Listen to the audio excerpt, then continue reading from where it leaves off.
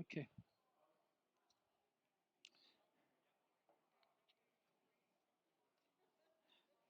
Good good morning, everybody. Good morning.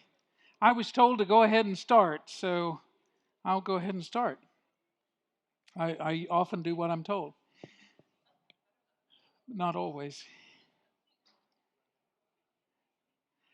Our task for the next few minutes is to talk about the book of Exodus because you're going to be hearing a series of sermons from Exodus by a range of people, and so that's going to be a very good thing. I will just say that if I had realized that giving bees would cause so much pain in the world, I don't know how to finish that sentence. I'm not sure what I would have done, but after all these years,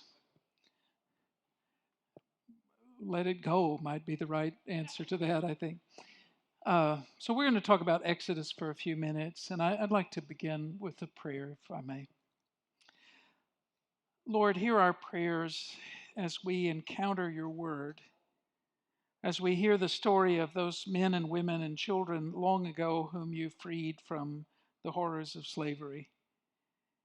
Help us to put ourselves as best we can into their shoes and also into the shoes of those in our own world today who suffer in the same ways. Help us to hear the liberating word of this book as a word for ourselves and for our neighbors. Help us to live in such a way that others can see you through us and bring glory to you and peace to your world. We pray in Jesus' name, amen. Exodus is a big book, and there are lots of ways into it. How many of you grew up watching the movie The Ten Commandments? Cecil B. DeMille, 1956. Good. How many of you have never seen the movie The Ten Commandments? Okay. This is a hard age split. Yeah. Well, there's time. Um, how many of you, when I asked my students this, of course, it used to be that everybody had seen it, and as time has progressed, we've now reached the point where hardly anybody has seen it. And the only students who've seen it played it at double speed, so they could kind of stand to watch it. Uh, but for some of us, that movie, well, Yul Brynner is Ramesses, right? Charlton Heston uh, is Moses. Anne Baxter is Nefertiri, the green-eyed Egyptian queen. And Yvonne de Carlo, before she was Lily Munster, was Zipporah. Well, that story is probably part of the consciousness of a lot of people. That telling of the story, and that's fine. There are worse things that could happen to us. But the book itself does some other things. So there are ways into the book. So I want to suggest just a couple of ways in, because if you're like me and if I'm driving from Abilene to Houston, I sort of want to study the route before I get in the car. So I want to know where I'm going and where the turns are and so on. So here's a bit of the way into it. One way to think about Exodus is just geography. So it's a book that has two basic parts. One is in Egypt and one is in the wilderness. And Egypt has two parts. One is Pharaoh's palace, if you will, and the other is the brick pits, the place where the slaves were. Which is why when the Bible remembers Egypt, it often calls it the house of slaves. It remembers it not as a great historical place with the pyramids and all that kind of stuff, but as a place of oppression. The other location is the wilderness. Now, the wilderness also has two parts. One is the part you're kind of wandering around to get to Sinai, and the other is Sinai. And Sinai in the wilderness is called also the mountain of God. It's the place where the people of Israel encounter the liberating God. So that's one angle into the book. It's about geography.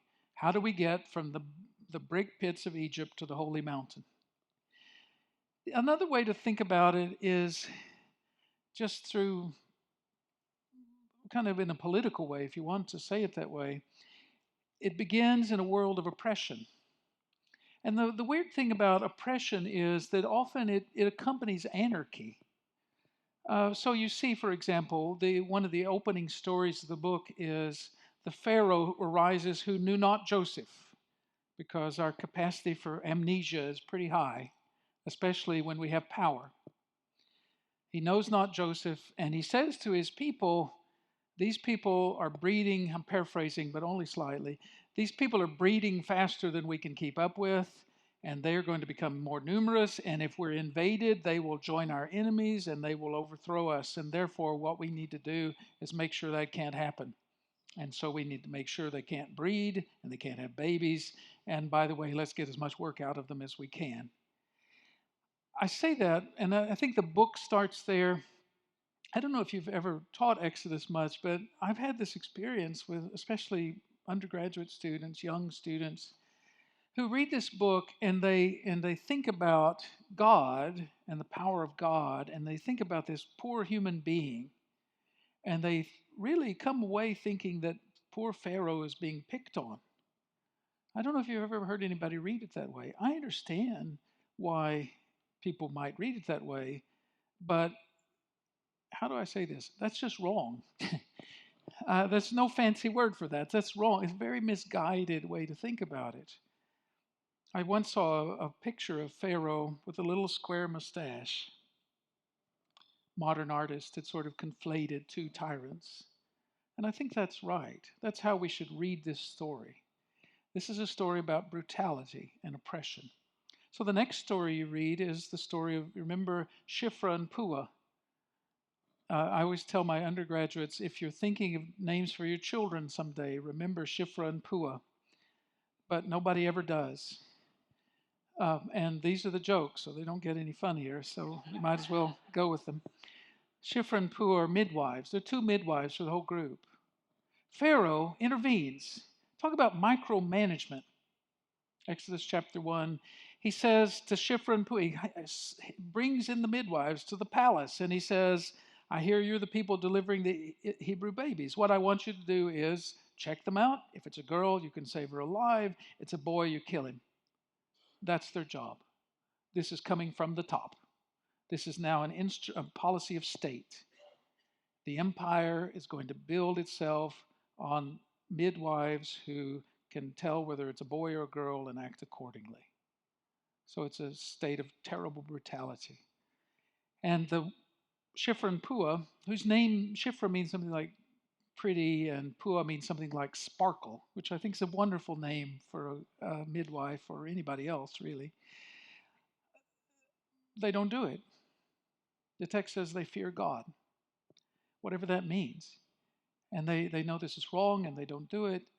And when Pharaoh hauls them back in, just imagine this, the mightiest man in the world is spending his day micromanaging births.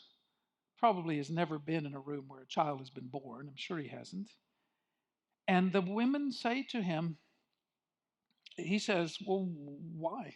They're clearly boys. What are you doing? And they said, well, sir, the women they're not like Egyptian women. We can't get there fast enough. And they just have babies before we can get there, and that's it. There's a little Hebrew pun here, because life is always better with Hebrew puns, right? They say these women are chayot. Well, I'm going to spell it in English, Chayot. Let's just spell it that way. There's another Hebrew word, chayot, which is Chayyot, which means animals, female animals, beasts. I'm guessing that Pharaoh's Hebrew was less than perfect. And he may not have heard the difference. He may have, when they said they are living, they're lively, he may well have heard them say these are animals. In other words, they appeal to his prejudices.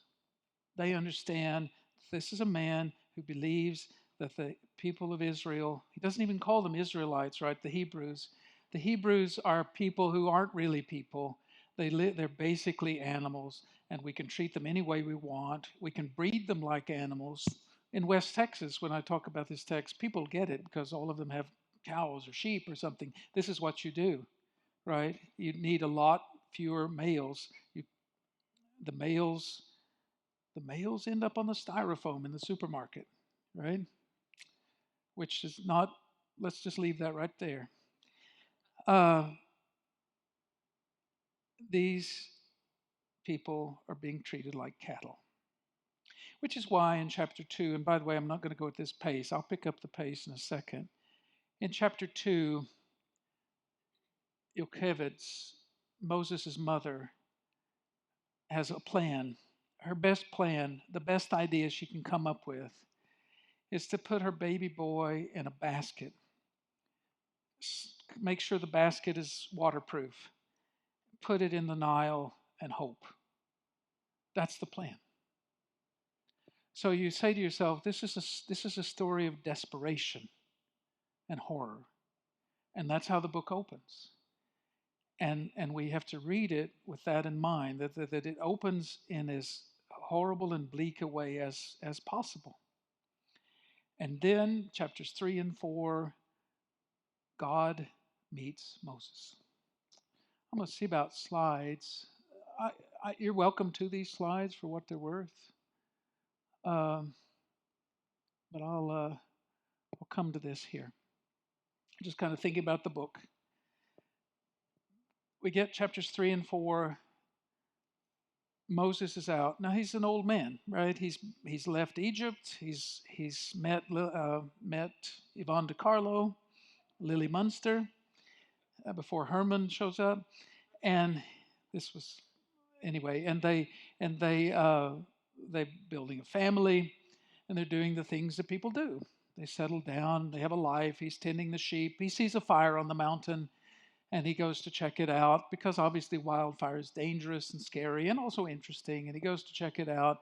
And the voice speaks to him, Moses, take your shoes off. And then the voice says something very interesting. He says, I'm the God of Abraham, Isaac, and Jacob, on the assumption that Moses knows who those people are.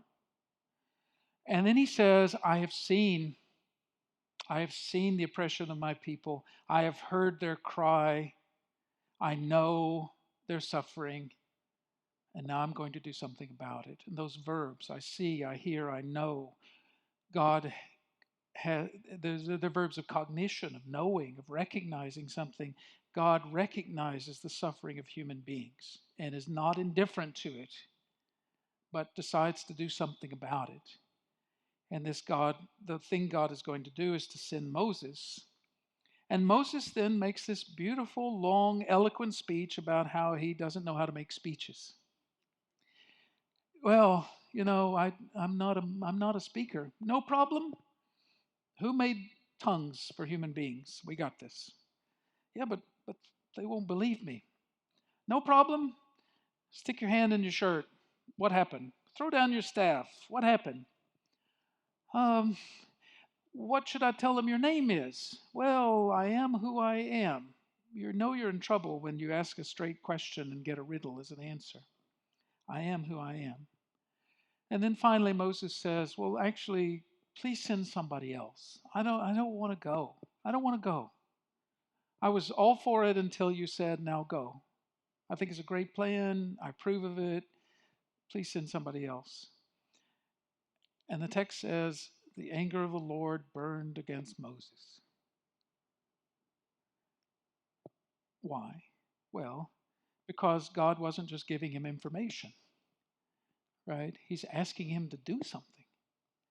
If, like me, you have seen the oppression of people, you've heard their cry, you know that this is a terrible situation, you need to do something. Moses, in a way, responds in a way, the way I would respond, I'm sure, which is, what am I supposed to do? I can't. What can I do? And God's answer to him is, I just need you to talk. I'll take care of the rest of it. And so that's what happens. The book of Exodus begins in chapter 1 by saying, these are the names of the children of Israel. And we get the names of the 12 sons of Jacob. And then in chapter 6, we come back to this. Moses has heard the call on Horeb or Sinai. He's gone to Egypt. He said to Pharaoh, thus says the Lord, let my people go. Pharaoh says, I don't know who the Lord is, and I'm not going to let them go. Forget it. And Moses goes to God and he says, okay, I tried. I gave a speech. Nothing happened. It's now worse. Pharaoh's response, remember, a brutal tyrant.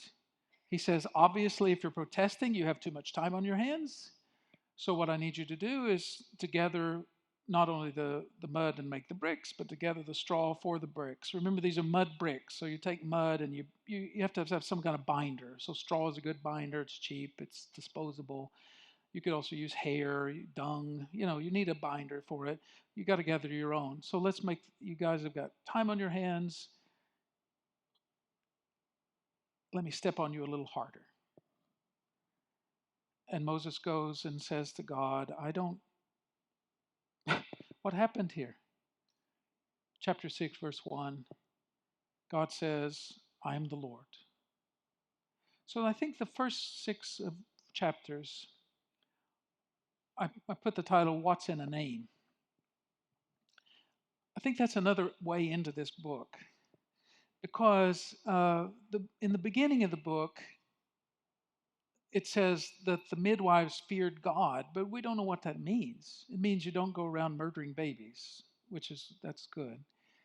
But beyond that, when Moses says they're going to ask your name, that implies what? They don't know the name of the God of their ancestors. They don't know his name, which is a lot not to know, right?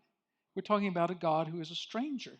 It's just like if I go to the mall, which I try never to do, but if you do go to the mall and you see all these people passing by and you think, I don't know any of those people's names. And then of course, you see the person whose name you do know and wish you hadn't seen, but that's a whole nother problem, right? To know the name of a person is to have some sense of a relationship with that person. So these are people who have no relationship with the God of their ancestors at all. Almost all of it's been taken away from them. They have no past. And when you have no past, you have no future. And a lot of that's been robbed. And a lot of Moses' job is to give it back to them, which of course he does. That section of the book ends with the genealogies. How many of you enjoy reading biblical genealogies? Really? I thought this was a true Church of Christ. What's this about? I've never met anybody who enjoyed them. But let me try see if I can rehabilitate them for you just a second. You're a group of people whose past has been taken away from you. You vaguely remember a time of freedom. There are these legends about the day when we used to be free. But maybe they're just stories. Maybe they're not true. And somebody gives them back to you. And we see this in the Bible, why are the first 9 chapters of First Chronicles just lists of names? Names. Because these are the people who came back when they were forcibly removed by the Assyrians and the Babylonians. These are people who came back.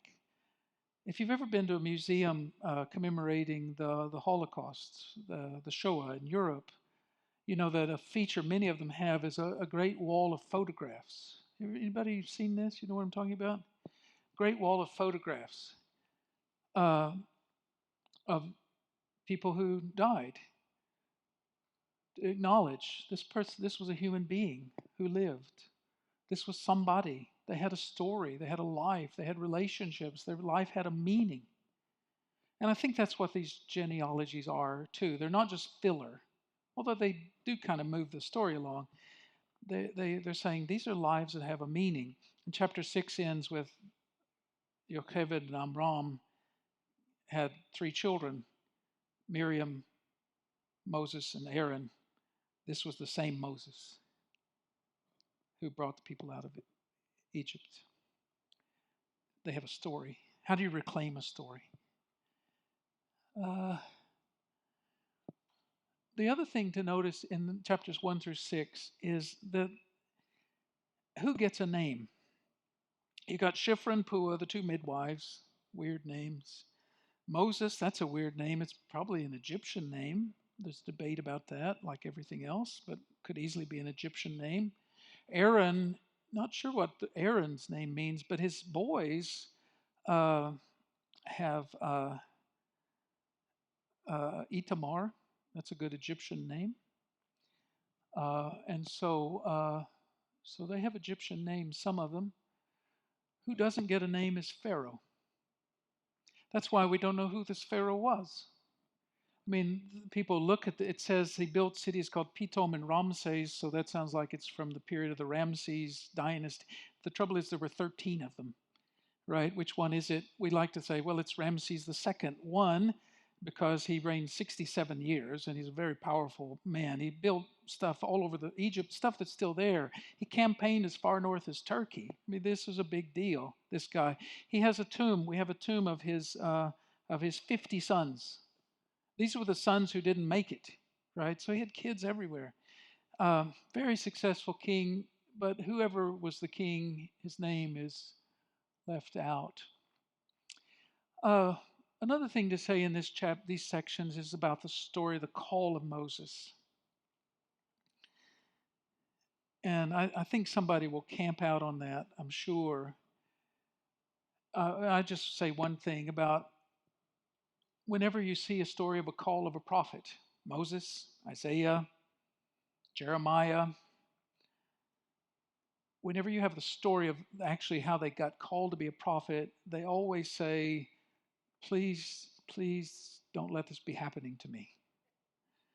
Because why? It's a terrible job. You have to go to people who don't want to see you coming and tell them they're wrong. And then you have to turn around and go to God and say, actually, you should forgive these people anyway.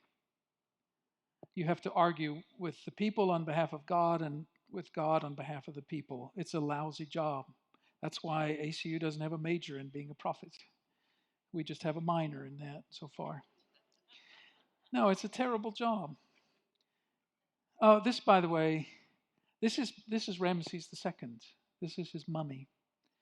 Uh, I won't leave it there. It's a pretty ghastly picture.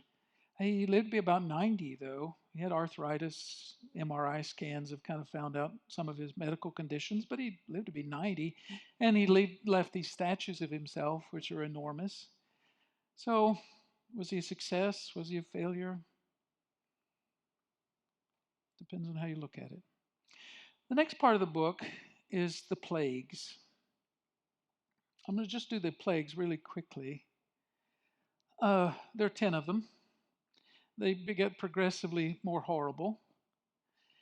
And as you read the story of the plagues, do you ever wonder yourself, what was there left to destroy here? Right? Blood, well, that's terrible. The Nile. And maybe these are assaulting the Egyptian gods. People argue that. The trouble is the list you get of which gods are always a little different because it's not necessarily super specific. But clearly the gods of Egypt are not in charge of anything, otherwise they would have prevented these terrible plagues. You see the total dismantling of a system built on oppression. And sometimes that's how you have to do it, right? You couldn't really show up in Berlin in 1939 and say to Hitler, could we just have a Bible study together? And maybe you wouldn't do these things. The world doesn't actually work that way, unfortunately. Sometimes it does. But it doesn't work that way. This is the other thing I hope somebody will point out about Pharaoh's heart. This is where sometimes my undergraduate students kind of get lost in this a bit, or at least they disagree with me, which I take to be the same thing. They this whole business about hardening Pharaoh's heart. The first thing to notice is, well, first of all, there are actually three verbs here. One means to harden, which just like it sounds like. One of them means to make it heavy, and one of them means to make it stronger. These are all ways of saying making somebody much more stubborn and irrationally stubborn. But the first question is who started this process of hardening his heart? And the answer is, of course, Pharaoh. It wasn't that God was sitting around thinking, I wonder whom I could pick on today. Oh, there's Pharaoh. Let's pick on him. He's minding his own business. Let's take a shot at him. No, that's not what happened. What happened was this is a man who had a lot of power and a lot of fear, and power and fear are always dangerous together. They always get other people hurt, which is why we should always pay attention to people who have power and ask if they're operating out of fear or encouraging us to operate out of fear. And if they are, we should spot that. But there's also, that's one thing. The other thing, though, is that Pharaoh, on a couple of occasions, says, fine, I got it. I got the message. I'll let them go. And then he decides not to do it. How do you deal with people who lie to you? How do you make a deal? How do you do business with somebody you can't trust? And the answer is you don't, if you can help it. And of course, if the you is God, then you can help it. And so this is part of this story too. There's one last bit to think about there is in Egyptian theology, when the Pharaoh died, he would go and stand before the great god Osiris, and his heart would be weighed on a scale. On the other end of the scale is the feather of Ma'at. Ma'at means the right order of the world, something like that. And if his heart is heavier than Ma'at, in other words, if his heart is not inclined toward justice and peace and good, then he loses his soul. And that's the Egyptian theology. So if you make his heart heavy, that's a way of saying he's doomed. But the doom is what he brought on himself by the way he treated other people. So that's something to work on. The 10 Commandments. So remember this. So we're moving geography. Chapters 1 through 15 are in Egypt. Moses left a while, but he came back. It's mostly in Egypt. And in chapter 15, we get them crossing the Red Sea, and they sang this song. Do you remember this? How many of you have seen The Prince of Egypt, this animated movie? You remember at the end of the movie, there's a song. There are two songs intertwined. One's this really dopey one about there can be miracles if you believe. But there's another one. Ashira ladonai ki ga'oga'a. Do you remember this song? Ashira ladonai ki ga'oga'a. Mi kamoka Adonai. Remember this song? Go home and watch the movie. This is all free. You've been afflicted today. This is the 11th plague I sang for you. It's from the Bible. It's Exodus 15. I will sing to the Lord, for he has triumphed gloriously. The horse and the rider he has hurled into the sea. Who is like you, O Lord, among the gods? Mika Moka Adonai. Apparently, in popular movies, you can quote the Bible as long as it's in a language most of the audience doesn't understand. But it's in Hebrew. Straight out of the Bible. But a beautiful touch, I think. And then you remember at the end of that movie, Zipporah says to Moses, look at your people. They are free. I think that's also a very beautiful touch. Part of their freedom is that they then receive the 10 words or the 10 commandments. The Old Testament doesn't actually call them the 10 commandments, right? It calls them the 10 words. So the 10 things that God says. There are different ways to count that, and if you want to read the list, the slides, that's all on the slides. But the words, the list starts right with don't have other gods, don't make idols. That sound effect was perfectly timed for this. Don't make other gods. Because why? They didn't deliver you. This is the God who delivered you. Well, that's really quite extraordinary. I don't know what that's about. The rest of you do hear that, right? Just to make okay. So don't make idols. And then you read that today and you think, well, isn't that sort of straightforward and obvious? But of course, it's not remotely obvious. If you're in the ancient world, everybody makes a statue of the gods. Now, okay, some really fancy schmancy priests might think about an iconic worship without pictures, but that's a really highfalutin way to do it. They make pictures of the gods, and every household has a little statue, and you throw them a little bit of food every day, and you say thank you for the good things that happened, and you say, well, I've got this problem, would you mind helping me out? That's normal in their world. And so when the Ten Commandments says, well, no, actually you don't need to do that anymore, the God of heaven and earth, the creator, the God the kings pray to, will also listen to the prayers of the humblest person, the littlest child, the neediest man or woman. The God who listens to the king will listen to those people too. That's a very radical idea. We've gotten used to it, but it's radical today, I think. Why should God care about my little stuff? Well, but the Christian message is that God does care about my little stuff. And then the commandments go on. You were slaves in Egypt. Your bodies belonged to other people. Your work was how you were measured.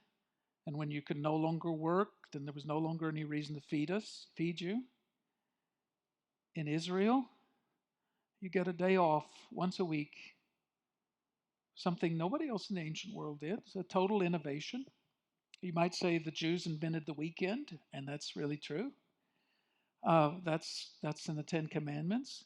In Exodus, you take the day off because God made the world in 6 days, and on the seventh day he rested. That rest is an imitation of God. It's woven into the very fabric of the universe and of human existence. It's not just something we got because we negotiated it. It's a gift to us. That's part of the Ten Commandments. And you have to rest, and it doesn't matter who you are. Everybody gets to rest. In Egypt, we were treated like animals, but in Israel, even the animals get a day off. When you go to court, the Ten Commandments go on. When you go to court, don't bear false witness. Don't lie. Don't take an oath in the name of God when you don't intend to carry it out. Honor your father and your mother. Treat them with decency and integrity and honor. Now, this is an interesting one because they all are interesting. These get they get shorter and shorter, right? The commandments. Don't murder, don't steal, don't commit adultery. What explanation do you need? What's not clear about that, right? No, don't kill anybody. Okay. Honor your father and your mother. What does that look like? Well, it means one thing when you're 8 years old, and it means another thing when you're 60. And that what it means when you're 60 is probably a lot more important than what it means when you're 8, right? And there's a whole discussion we could have there, I think. I suspect in this room there are people who are caring for aged parents. And there are people in this room who are sandwiched. You're caring for kids or grandkids and aged parents. Honor your father and mother. What does that mean? It's not always easy. And then, anyway, the Ten Commandments keep going. There are some differences and there are some similarities. One is about why you keep the Sabbath. But this is the one I just point out as we go on. The last commandment, or two, depends on how you divide them, is don't desire your neighbor's house or your neighbor's wife, his male or female slave, his cow, his donkey, or anything that belongs to your neighbor. Same verb. The verb is chamad in Hebrew, to desire something. It doesn't mean you just say, well, man, that's a really nice house you have. It means, what can I do to get that house, right? Deuteronomy, I think, revises that very slightly because you think to yourself, one of these things in this list is not like the others, right? Which one is not like the others in the inimitable words of Sesame Street? the wife, right? I mean, obviously, coveting somebody's horse and coveting that person's wife are not the same thing. So Deuteronomy revises that. Don't desire your neighbor's wife. Do not long for it's another word that means the same thing. And then the property. Deuteronomy wants to say spouses are not property. I don't think Exodus is saying spouses are property. I think they're just being a little less precise. Don't desire. The other thing you think about this list, the 10 Commandments, some of these things are very enforceable. How do you enforce murder? Well, we do that all the time. We have a legal system, right? We have lawyers and judges and police. How do you enforce theft? Same way. How do you enforce adultery? Well, different ways maybe, but you can enforce that. How do you enforce coveting? I mean, first of all, the whole American economy would collapse if we started enforcing coveting. That was very funny, but I'll just leave it alone. Um, right? I mean, the whole world structure is based on wanting something that's not mine. But how do you enforce that? And the answer is it's hard. And that means what? It has to become internalized. It has to be something I'm committed to as a part of this community. It's not just rules. And this is an important point for Christians. The Old Testament does not think of the law as just something external. It's internal. It's close to us. It's in our hearts and in our minds, right? We do these things because they make a better world. And it's given to Israel as a gift after they've left the world of tyranny and anarchy. So that has a lot of legs, and I hope you'll talk about that some because there's a lot to say about that. So so a lot more about the 10 words, and you can have the slides, but I have this clock says I have 6 minutes. So I'm going to talk really fast. So 1 through 15, we're in Egypt. 16 through 19, we're in the wilderness. 19 through 40, we're at Mount Sinai. And actually, we stay at Mount Sinai all the way through Leviticus and into Numbers chapter 10. So a long time we stay at Sinai. There's a lot of talking, and the laws come out. Anybody in here a lawyer, by the way? Thank you. Bless you. We need good lawyers. Thank you for that. In Torah, there are 613 laws. I'm wondering how many laws the state of Texas has. More than that. Tens of thousands, I would think. Yeah. I mean, our Constitution's like 700 pages long, right? Because we amend it every time we want to paint stripes on the highway. Nearly. But 613, it's not actually that many. And most of them, some of them seem obscure to us. Okay, fine. But if they're obscure, you go ask the priest what it means, and he tells you, and you go do it. It's not that hard. And that's, I think, worth knowing. And then you get the tabernacle bit. So we get the law, Exodus 20 to 23. Then they go up on the mountain and they see God, chapter 24. And then we get the tabernacle, chapters 25, 26, 27, 28, 29, 30, and 31. And if that's not enough, 35, 36, 37, 38, 39, and 40. Now, when I was a 10-year-old boy, I loved those chapters because I thought, I wish I could build this thing. And I thought I could design this. And it turns out you can't because the plans are not detailed enough. And I was a terrible carpenter. But anyway, but you ask yourself, why is that there? Why so long? I mean, I got it. You sold me the same thing twice. I lost track of it the first time. Why do I need it twice? This is when you skip over to Matthew, right? And you think, I've had enough. And why? Well, the answer is actually not that hard to see. Beginning of the book, God seems absent. The end of the book, chapter 40, God's presence is so overwhelming that the people can't even come into the room. We've moved from absence to presence. Instead of instead of the past where we just say, God, if there is a God up there listening, please help us out. we have a place to go. We have a way to do it. We have somebody to help us do it if we don't know how exactly. So that's the move of the book, right? We move from a place of maximum unholiness, slavery, oppression, sorrow, and horror, to a place of absolute holiness, the presence of God, and a people living an ordered life, people living in relationship to each other in a way that reflects God's mercy and graciousness. That's the movement of the book. So, if you're like me, you can tell I like the book of Exodus a lot. I think it's a very beautiful and powerful work. That must be why it's in the Bible, right? And this is a text that leads us closer to the presence of the God who created us too. Because yes, it is the story of Israel. It is the foundational story of the Jewish people. And it has beauty, and that's enough. That's already beautiful. But it's also the story into which those of us who are Gentiles have been grafted, inducted. We get to share it as well. And we get to know the same God who rescued the people so long ago. So, Exodus. I wrote a little book about Exodus. I don't like to do commercials. It's just called On the Mountain with God. It's in fine booksellers near you, or Amazon, or whatever, and doesn't cost that much. But there are a lot of other good books on Exodus as well, and of course the book itself.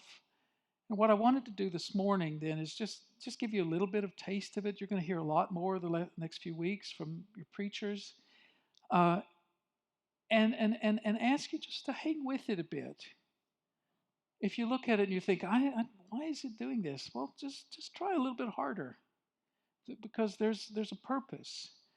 But think about this big arc, and think about the people who need to hear that story because they're enslaved in some way. And think about how privileged we are to have been freed and to be part of that story. And that, I think, that'll be enough. And that'll be a blessing to you.